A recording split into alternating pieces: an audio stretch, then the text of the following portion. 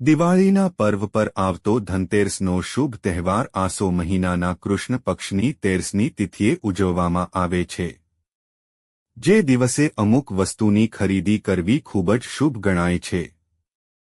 ધનતેરસના દિવસે લોકો સોના ચાંદીની તેમજ નવી ગાડીની ખરીદી કરતા હોય છે, જેનાથી ઘરમાં સુખ સમૃદ્ધિ વધે છે તેવી પણ માન્યતા છે. ધનતેરસના શુભ દિવસે સોનું, ચાંદી અને કાંસાના વાસણો ખરીદવાથી આખું વર્ષ સમૃદ્ધિ આવે છે. તો બીજી તરફ ધનતેરસ પર કેટલીક વસ્તુઓ ખરીદવાનું ટાળવું પણ જોઈએ.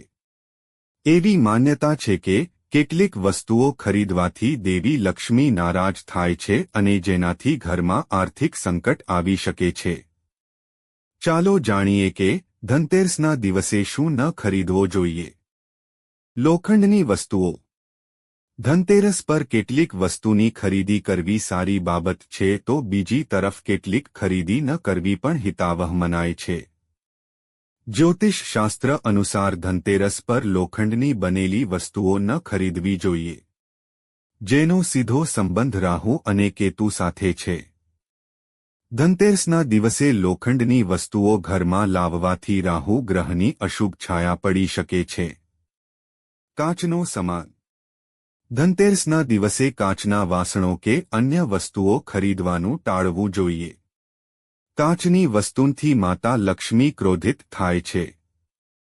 કાચની વસ્તુઓનો પણ સીધો સંબંધ રાહુ ગ્રહ સાથે છે.